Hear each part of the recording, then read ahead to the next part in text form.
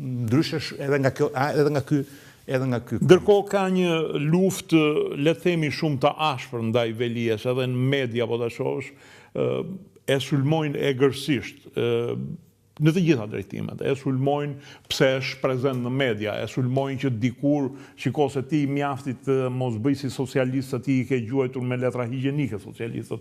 E sulmojnë për reklamimin e punëve që bën në Tiranë, përpiqen të ngrejnë konflikte, le të themi, të qëna ose të paqëna midis Ramës edhe Veliajt. Ndërkohë, a vërtet ka bërë Veliaj punë në Tiranë, ju si e konsideroni? Nëse... Sepse akuzohet dhe për betonizim të Tiranës. Ju bët një parashtres gjatë për këndvështrime të ndryshme që ka ose perceptime, sulme, etiketime ndaj tij. Dhe kjo është e natyrshme kur jenë në politikë, ka dhe më keq. Ka dhe më keq se aq, edhe ai ka dëgjuar. Mjaft që ty marrësh vendoshës Saliun përballë dhe i ka thënë gjithçka nga kjo pikpamje. Këto janë gjëra të lehta pasaj, këto që përmendët ju. Por kur vjen fjala edhe tek miqt, edhe të mbështetësit, edhe të armiqt, edhe të kundërshtarët, edhe të socialistët dhe demokratët, tek Erioni bashkohen në një pikë, që ai ishte njëri punëtor. Dhe realisht Erioni ishte njëri punëtor, sa e njohu në këtë. Ajo që konstatoj unë është fakti që Erioni ka jo thjesht një ambicie politike, ka dhe një ambicie për të bërë gjëra, për të lënë diçka, për pas punë e tij produkt dhe ka pasur. Ka disa gjëra shumë interesante në zhvillimet e Tiranës së këtyre viteve. Pari është pastrimi i Tiranës. Tirana është shumë e pastër se përpara. Tash natyrisht pastrimi në kuptimin është një proces i gjatë, është një proces i përditshëm. Është edhe kulturë qytetare. Është edhe kulturë qytetare. Këtë që bën kur nxjerrin qentë dhe lënë të bëgave qentë. Edhe nuk bëhet gjithçka me kontenierë dhe me makina, kjo është e vërtet, por ka një ndryshim nga pikpamja e shërbimit që ofron. Dhe nuk është gjë e vogël për Tiranë. Së dyti, ajo që është shumë e rëndësishme është fokusi, investimi tek të rinjt, të fëmijët dhe të rinjt. Ne kemi një përmirësim të ndjeshëm të sistemit të qerdheve dhe të kopshteve. Jo vetëm me numrin e qerdheve dhe kopshteve të reja, apo atyre të rikonstruktuara, por kryesorja me shërbimin. Më kujtohet vite përpara, për mua nuk ishte, si deputet në Tiranë, kishte lloj-lloj çështjesh prioritare. Sot një nga çështjet prioritare, ndoshta s'pako e ndjej unë aty 80-ta që është qendër e Tiranës, është të kesh mik, po quajnë thojë, drejtoresh në kopshteve të qerdheve, sepse ka një presion shumë madh për të shkuar në qerdhet publike. 8 vjet para, në qerdhet publike dhe kopshtet publike nuk e plosonin numrin e nevojshëm për fëmijë. Për fëmijë, kishte vende të lira sa duash, vinte nga një zonë në zonën tjetër. Sot nuk është e pamundur, duhet bësh një betejë të madhe, duhet të shkosh deri te Erioni nganjëherë për ta sistemuar për t'i dhënë mundësi. Pse? Sepse është rritur shërbimi, dhe kjo është shumë e rëndësishme. Pra prindrit kanë besim të çojnë fëmijët në kopsht dhe në qerdhet publike. Tjetra janë investimet në shkolla. Investimet në shkolla është e pakrahasueshme.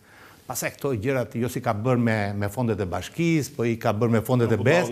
Edhe ri nga njerë dhe ri dhe mendoj, them, kanë logjik ta njerëz, po pse më me fondet? Po mi që si thonë një ditë, pse me lek i bëre pse i bëre me lek? Jo, po pse si bëre me lek të tua, pse si bëre nga rroga? Po kjo është absurde, është aftësia e tij për të thithur fonde nga qeveria, për të thithur fonde nga Komiteti Evropian, për të thithur fonde nga donatorë, është mjeshtri, është aftësi, biles është një nga aftësitë që ky njeri ka në krye të punëve në bashki. Dhe kjo është një gjë shumë e madhe. Nga ana tjetër investimi me mbështetjen e qeverisë, pse duhet thënë edhe ky fakt, sidomos për to qendrat e reja të formimit teknologjik e tjera, siç është Tumo që do hapet e tjera, janë gjithashtu ndryshime cilësore për një kryeqytet si Tirana. Por ajo që për shembull e bën që është një hap përpara, mendoj unë, Tirana, edhe në mentalitetin e qeverisjes vendore, është fakti që Erioni dhe ekipit i ti kanë filluar ta orientojnë bashkinë ashtu siç edhe do duhet për mua, edhe drejt disa politikave sociale, ekonomike dhe zhvillimore. Nuk është pak për një bashki, kur ne zakonisht jemi mësuar që këto t'i bëjë qeveria, që të shikojnë më shumë mbështetjen e familjeve në nevojë, mbështetjen e njerëzve që ka nevojë për strehim, dhe sidomos të rinjve. Ka në plan këtë vit për shembull, ai merr një 3% shtëpi të reja. Ai merr 3% nga ato, të cilat i jep për strehim. Ka banesa sociale, ka kredin e butë. Deri dje, 8 vjet para, s'mbaja mend të më thoshte njëri për punë kredi, dhe po të më thoshte kredi, unë do të shkonte mendja me njërë të bankat. Sot është bashkia që t'i jep kredit bukë me interes zero. Sot është problem. Ne bëjmë presion dhe i bashkisë. Bëjmë luft me Erionin për të futur në këshill bashkiak, emrat. Sepse ka, sidomos, çiftet e reja. Është një gjë pozitive. Tjetër, është krijimi zonës së lirë ekonomike.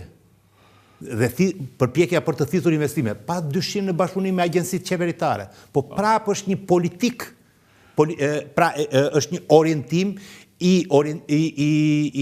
për ta drejtuar bashkinë edhe nga pikpamja e politikave sociale, ekonomike, zhvillimore për një qytet të madh, për një metropol siç është Tirana. Dhe kjo besoj unë i jep atij një lloj jo thjesht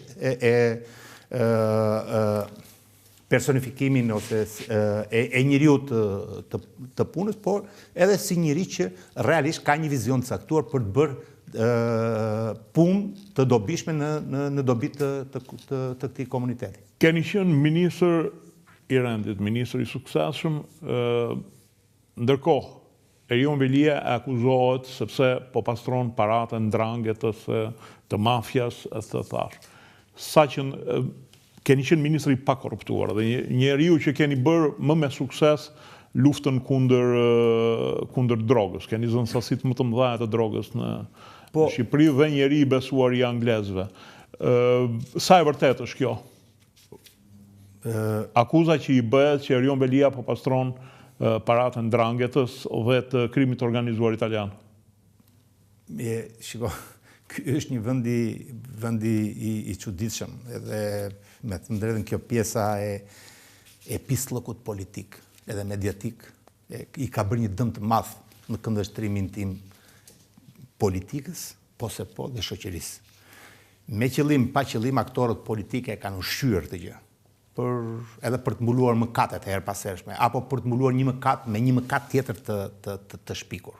Pra një akuzë në një moment caktuar ndaj tyre për të shpikur një ngjarje tjetër që të mbulojë ngjarjen dhe kjo tash është kthyer në një lloj rituali të komunikimit publik të politikës, po jo vetëm të politikës, edhe të medias për shkak presioneve të tjera. Lloj njerëzish kanë sot lirinë që e shpërdorojnë në mënyrën më të keqe të mundshme, duke formuluar lloj akuzash për të bërë presion, për të marrë përfitime të caktuara. Jemi dëshmitar të këtij realiteti katastrofik dhe që pasojat e cilit do të vuhen për një kohë të gjatë, për më tepër që sepse ende vazhdon, po edhe sikur t'i ndërpresim sot, pasojat do të kenë një efekt gjatë. Dhe viktime e kësaj, mendoj unë se është dhe Erion.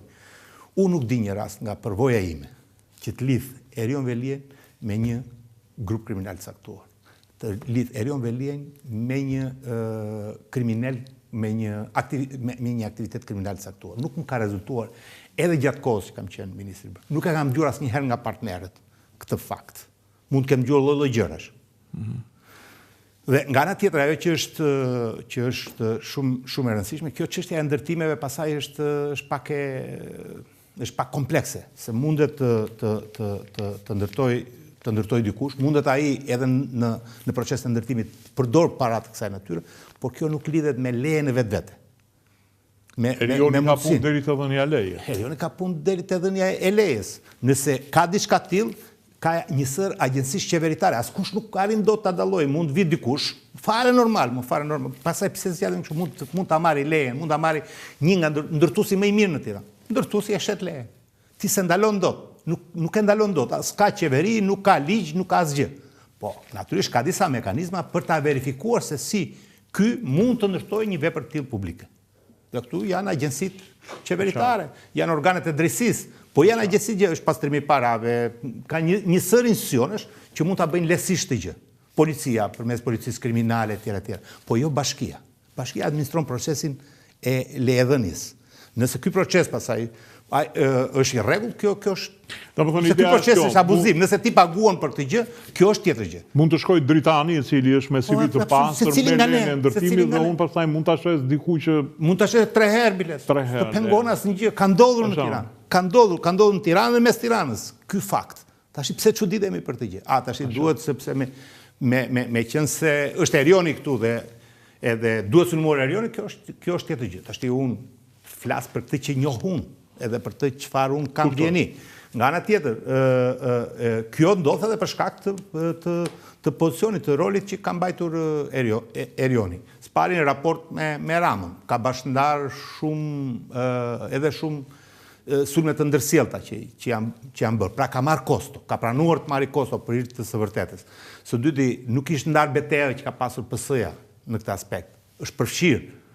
Për post betejë që ka pasur vetë. Të gjitha këto pasaj e bëjnë atë që të jetë target i kundërshtarit dhe për më tepër duke pasur gjëra si Bashkia e Madhe, ju e dini shumë mirë që edhe një pjesë e mediave në cilin operoni dhe ju në këtë treg, janë ngritur apostafat për të vënë gjoba. Dhe në qoftë se nuk vë gjoba, pa tjetër, çfarë do bëjë? Si do ta bërë? Gjobën nëpërmjet fjalës do ta bëjë, nëpërmjet shpifjes. Lucia dhe Velia është vetë natyrë që nuk i shmanget.